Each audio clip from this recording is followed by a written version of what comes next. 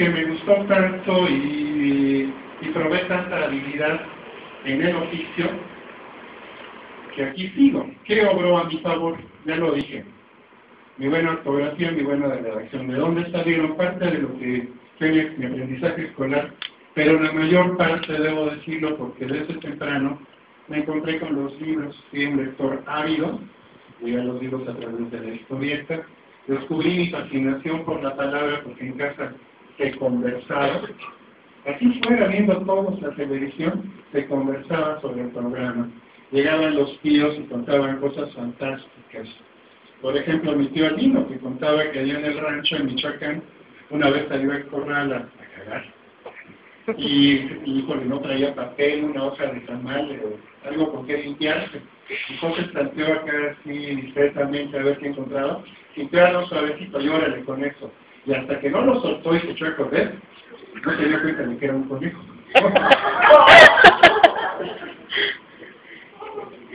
Lo bueno es que ese conejito no soltaba pelusa, pero... Qué afortunado vivía en un mundo en el que mis mayores apreciaban la palabra y ponían a mi alcance palabra impresa, palabra verbal.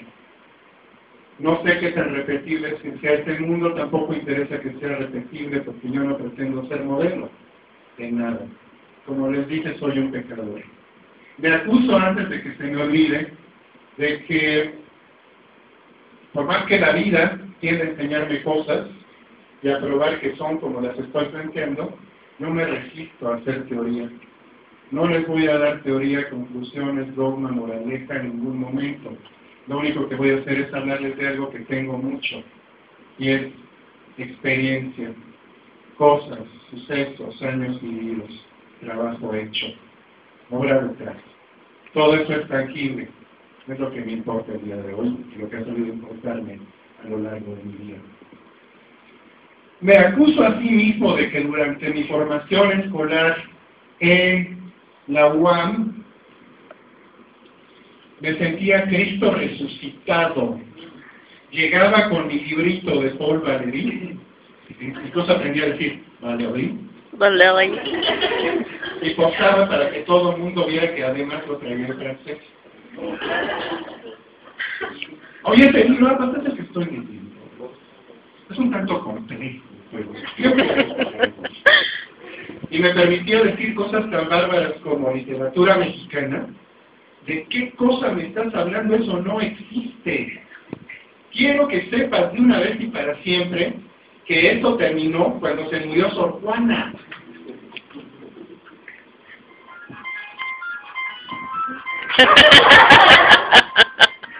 Es Sor Juana que se saca.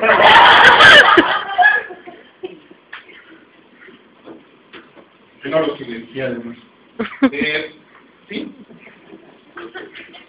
Así fui. Así fui. Me acuso de haber creído que los autores que yo admiraba, los grandes de la literatura, según yo, eran únicos, irrepetibles, magníficos y dignos de la consideración de toda la humanidad, y quien negara que uno de mis dioses literarios no tenía esas cualidades, me hicieron una maldición. Y estuve dispuesto a dármela por eso. Por fortuna nunca llegó la sangre al río. Me acuso de haber creído que todo lo que ocurría en sus obras correspondía a la voluntad de ellos. Cada coma, cada calificativo, cada palabra, todo es de la voluntad del autor a quien Dios le dicta las obras. O si no, esa intermediaria entre Dios y el autor que es la musa. Por cierto, pinche musa, yo le he llamado y le puse no aparece.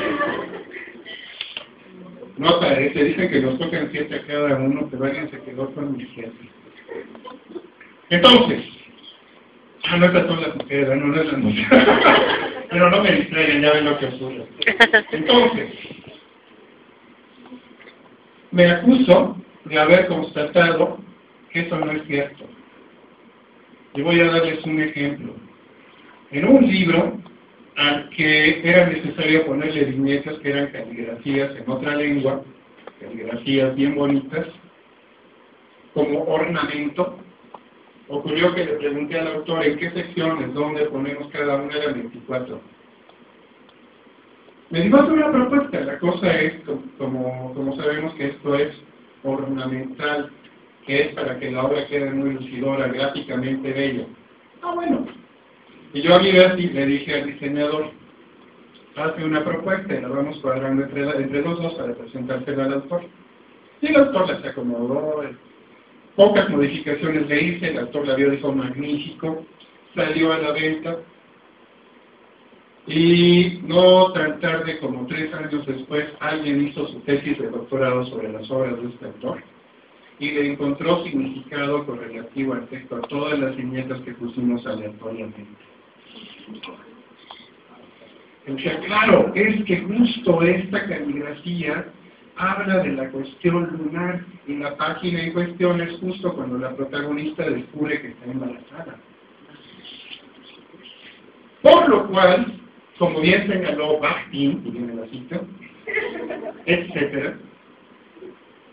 Bueno, me acuso de haber llevado este conocimiento hasta extremos soberbios tales como que la obra, que otras obras, que también han sido objeto de estudio académico y de tesis incluso, han recibido aplausos por su título, con larga elucubración, respecto a cómo la inteligencia, la creatividad, la musa del autor nos llevó a descubrir que el título exacto es el que la obra tiene, sin saber que ese título lo puse yo. Yo. Me acuso de haber cambiado el final de obras, todo con consenso del autor. Me acuso de haberle quitado 120 cuartillas a una obra. Me acuso de cantidad de cosas que contradicen todo lo que fue mi aprendizaje inicial. Me acuso de contradecirme. Me acuso de acusarme en exceso. También ocurre que yo suspiraba largamente. ¿Cómo fue posible que antes de que yo naciera se hubiera muerto una autora sensacional, magnífica, maravillosa, como Virginia Woolf? ¿Por qué no la pude conocer? Hubiera sido una gloria discutir con ella respecto a su obra. Bien, el destino me ha llevado a conocer de cerca, en circunstancia, no se malinterprete esto, en circunstancia íntima, a una buena cantidad de autores. Íntima quiere decir, sentado aquí el autor, sentado aquí yo, trabajando sobre su obra, escuchando sus opiniones, contradiciendo a veces las mías, pero básicamente, es lo que más agradezco, diciéndome su idea del mundo, de las cosas que hay en el mundo, de la literatura en general, de la creación en particular tal como la conciben. Y luego haber visto que en declaraciones a la prensa dicen exactamente lo contrario de lo que me dijeron a mí. Yo le creo más a lo que me dijeron a mí porque uno de ellos me dijo alguna vez cuando le señalé esto. Es que a la prensa, a los reporteros, que muchas veces llegan y dicen, oye, no tuve tiempo de leer tu novela, ¿de qué trata? Hay que darles respuestas inteligentes e interesantes y no necesariamente decirles la verdad. Y en este trato íntimo ha ocurrido, no demasiado, pero sí más de una vez, que lamento haber conocido al autor. Porque su obra, que por otro lado me resulta admirable, es algo que no puedo apreciar de igual modo porque ya llevo sembrado un prejuicio de haber visto lo atroz que es su autor. Ya no puedo leerla igual. Yo no le puedo creer lo sublime siendo que eres un patán, por ejemplo. O no le puedo creer lo obsceno, sabiendo que no sabe ni siquiera dónde se encuentra escrito. Así pues, es un mundo dual, un mundo que me ha contradecido cantidad de veces y que ha derribado muchos prejuicios, muchas preconcepciones muchas ideas que yo tenía antes de entrar a este lado del círculo. Quiero decirles también que me acuso de haber estado redactando hace algunos años un texto de contraportada. Paréntesis, previamente me acuso de ser tan mamón que los textos de contraportada mejor los escribo yo porque no me gusta cómo los escribe nadie. Y mire que he probado con cantidad de plumas. Los escribo yo, pues ya. Son en parte publicitarios, pero en parte para difundir, para hacerle saber al lector que puede esperar de la obra. Bien, pues redactando uno de esos textos, una vez un párrafo donde hablaba sobre la vida eterna, la salvación del mundo, y cómo hay gente que cree en eso. Me gustó tanto que detuve la tarea, me quedé viendo la pantalla y me dije, ¡qué chingón es! ¡Qué bárbaro! ¡Qué maravilla! Y sustraje ese párrafo, lo pegué en otro archivo, lo dejé para después y continué con mi labor. Regresé a este párrafo, pensé que lo que tenía ahí era una idea digna de ser explorada y desarrollada en un ensayo, empecé a escribirlo. Luego me hizo falta que alguien interviniera como en un diálogo socrático para exponer la tesis contraria y sembré un personaje. Luego me hizo falta que alguien contradijera ese personaje y lo pusiera como lazo de cochino. Y cuando menos acordé, eso ya no era un ensayo. Ese es un cuento. Pero creo que 70 cuartillas son demasiadas para un cuento. Cuando me percaté ya llevaba eso y todavía la historia daba para más. Y para entonces yo ya sufría como condenado. Me iba a la cama pensando en eso, despertaba pensando en eso. Hagan de cuenta como los adolescentes y su calentura que se van acostando. Están pensando en eso y despiertan pensando en eso. Y aunque no quieran pensar en eso, eso los obliga a pensar en eso. Pues así me pegó la obsesión. Yo había hablado hasta antes de esto cantidad de besos. Es un interesante lapsus. Cantidad de veces del virus de la escritura. Y había escuchado cantidad de veces que es una joda la lucha contra la página en blanco, no poder resolver un nudo de la trama, no hallar tu voz personal, sentir que estás contando la misma fregada historia que ya contaron todos y que no eres nada original en el tratamiento, etc. Lecciones de literatura que recibo a diario en vivo de mis autores. Otro paréntesis, autores. Les voy a decir como cuáles he editado. Elena Poniatowska, Julio Scherer, Carlos Fuentes, Jorge G. Castañeda, Francisco Martín Moreno, Ignacio Solares, Jorge F. Hernández, Alberto Ruiz Sánchez, María Luisa Puga, Mónica Lavín, Ana Clavel, etcétera, etcétera, etcétera. Entonces, hacia la paréntesis, justo entonces de veras supe que era cierto lo que me decían. Carlos Fuentes me dijo, escribiendo mi editor, va a ver qué clase de tortura es esta. Y yo me reí, ¿cuál tortura? Que es un placer, me siento uno bien chingueta escribiendo. Pues no, me sentí la última mierda del planeta varias veces, me sentí inepto, inútil, pensé botarlo todo, pero me aferré. Y terminé concluyendo una novela, con la que le presenté a una casa editorial. Y entonces,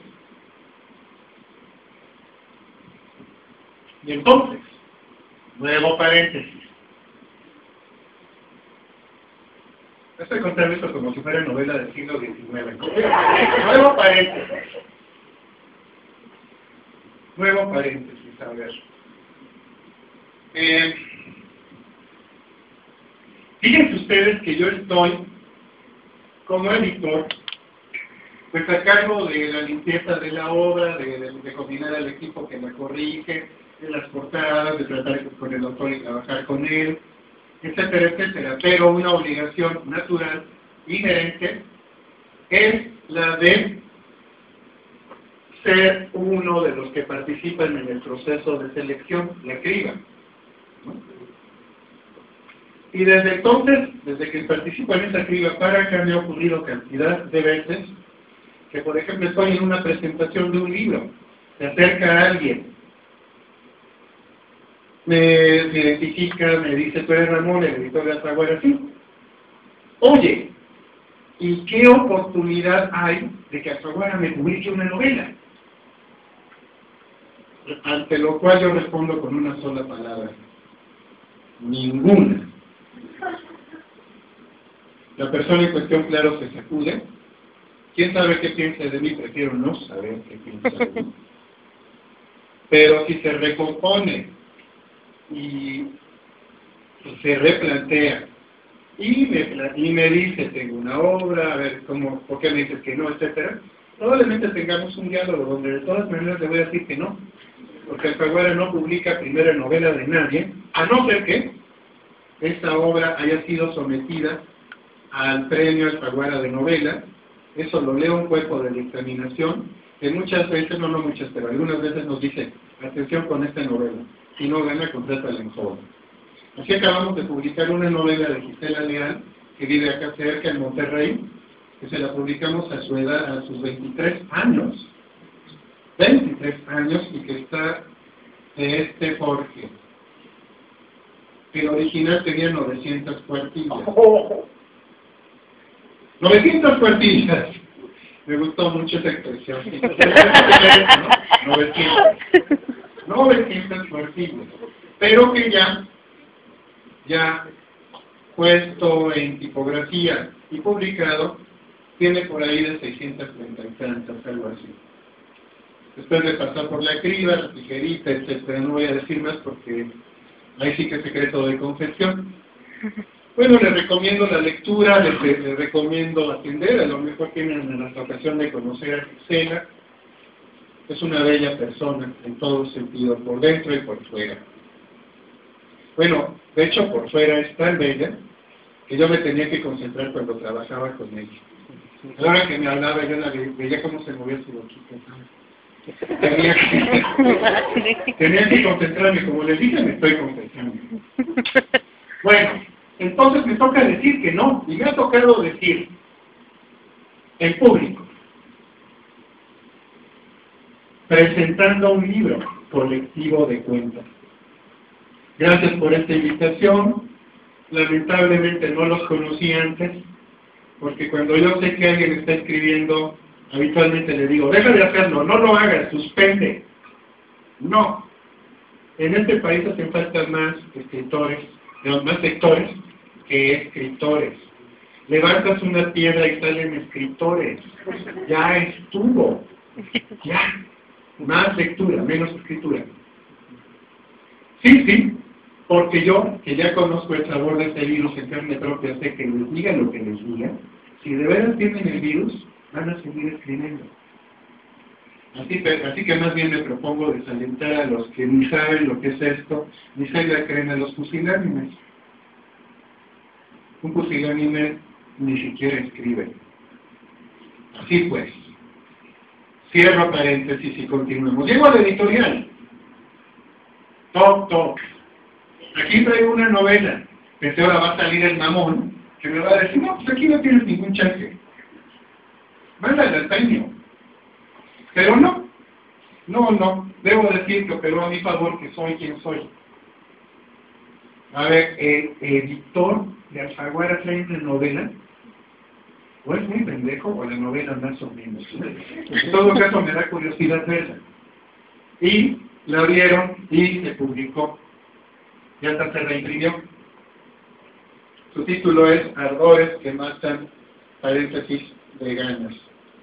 No tiene ni un solo rasgo autobiográfico que conste en el acta.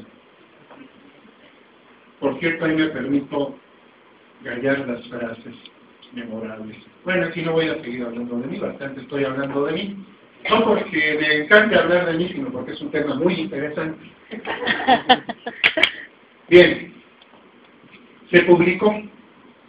Y debo decirles finalmente, para que comience este diálogo, que hasta se presentó.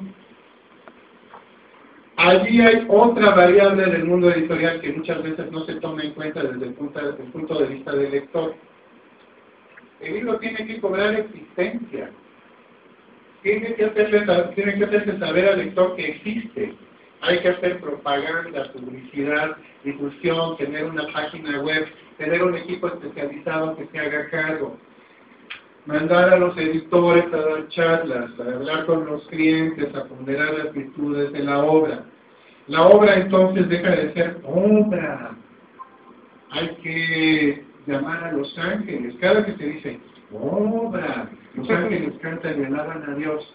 Sí, sí, sí, pero cada que se dice producto, precio, venta, utilidades, regalías, los ángeles también cantan, alaban a Dios y hasta traen una lana para irse a comprar unas chelas. Así que ese es todo otro mundo y toda otra especialidad que yo ni contemplaba y que también es campo de trabajo. Debo decir antes de que se me olvide, se supone que por razones naturales propias de su familiaridad con la literatura, con el libro, con la palabra, quienes estudiaron letras son candidatos idóneos para ingresar al mundo editorial, pero como ustedes saben, nada es verdad a la catabla, no necesariamente. No necesariamente. Bien, pues es otro mundo, es otro mundo. Debo decirles que muchas veces he oficiado de productor del espectáculo. A ver, para que se presente esta novela vamos a requerir gran equipo de sonido en pleno funcionamiento, invitaciones, convocatoria a la prensa, luces. Vamos a requerir que se microfoneen instrumentos porque va a haber interpretación de música en vivo. Vamos a requerir que alguien en determinado momento, porque el guión así establece, se suba al escenario y le sirva un tequila a uno de los autores, que después se va a parar a cantar. Vamos a requerir que los autores, porque son dos, hombre y mujer, fijan que están chateando y para que el público se entere del contenido de su chat, haya voces en off. Lo único que falló en esta gran producción fue que el encargado de una de las voces en off no llegó. Y esa voz en off la tuve que hacer yo. Y debo decir que pese a que sé medir la distancia del teatro y clavarme en mi personaje y posesionarme de ella, es esencia. El estar diciendo diálogos amorosos tras bambalinas sin haberme preparado para ello, pero con una mujer, la de la voz en off femenina, que se portó a la altura y que se posesionaba del diálogo y lo desea con tal convicción mirándome a los ojos, que puta, me tembló el pulso. Y son otras reacciones corporales que me permitieron de todas maneras seguir interpretando, o quizá me facilitaron seguir interpretando mi papel. Entonces, otro mundo. Corolario finalmente, para que ahora sí ustedes planteen. Si no quieren plantear, y miren que los conmigo de veras a plantear, suspiro por tener un público bravo, rebelde, cabrón, me preguntaré y me responderé yo solo. Última cosa que les cuento. Mi novela Errores que matan de ganas se presentó en la Sala Rosario Castellanos, que es una librería al sur de la Ciudad de México. Mi nombre es Ramón Córdoba, nací vivo en México DF. Esto no es grave. En México no hay tragedia. Todo se vuelve afrenta. Afrenta esta sangre que me pulsa como filo de maguey. Afrenta mi plegaria desarticulada que todas las auroras tiñe de coágulos. Y mi eterno salto mortal hacia mañana, gracias Carlos Méndez por el paréntesis. Bien, entonces en esta sala presentamos mi libro Javier Velasco y yo. Estoy echando desnada entre los dos. Y entonces, algo me iba a preguntar, pero se le atraviesa por acá otra idea, y en vez de decirme, Ramón, incluso aquí mirándome a los ojos, dice, mi amor.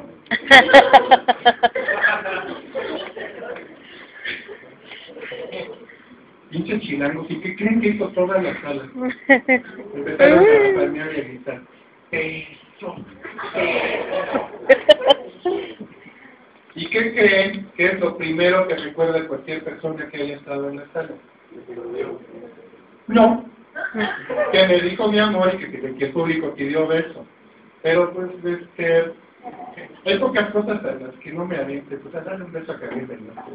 Bueno, que porque estoy mucho más guapo, ¿no?